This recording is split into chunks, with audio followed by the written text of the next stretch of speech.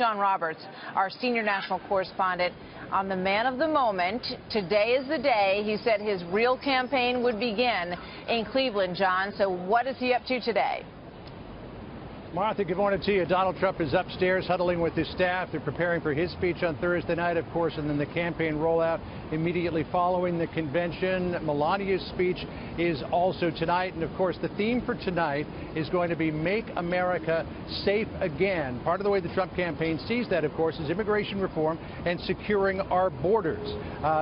Donald Trump yesterday, in the wake of the shooting, by the way, and President Obama holding a press conference, tweeted out his displeasure with the way that the president had been handling it, saying, quote, President Obama just called a press conference, but he doesn't have a clue. Our country is a divided crime scene, and it will only get worse. Donald Trump is presenting he and his running mate, himself and his running mate, Mike Pence, as the law and order candidates, and suggested earlier this morning on Fox and Friends the fact that they don't agree on everything is not necessarily a bad thing. Here he is. I think we're different people. Mike Pence and I are very different, and that's part of the reason it works. And by the way, he was my first choice. And what Trump is referring to when he says, by the way, he was my first choice, is reports that in the 11th hour before announcing Pence, Martha, that he was having second thoughts about it. He may not have actually had second thoughts about picking Pence, but certainly he was a little chagrined that the word was beginning to leak out of Indiana as Mike Pence put into place the machinery to withdraw from the governor's race so that he could become the running mate. Martha?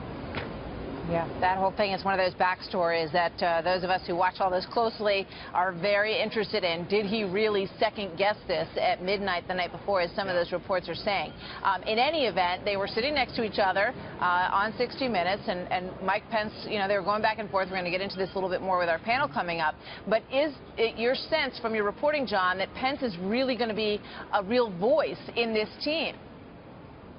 Well, you know, Martha, there's no way to tell how this is ultimately going to turn out, but at least the word is in the early going that, yes, he will have a say. Donald Trump's campaign has said that Trump did not want to pick a yes man, just somebody who's going to repeat back everything he said.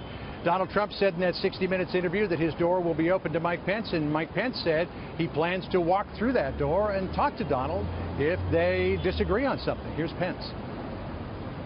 I promise you that when the circumstances arise where I have a difference on policy or on presentation, I can tell you in my heart, I know I would have no hesitation, were I privileged to be vice president, to walk into the president's office, close the door, and share my heart.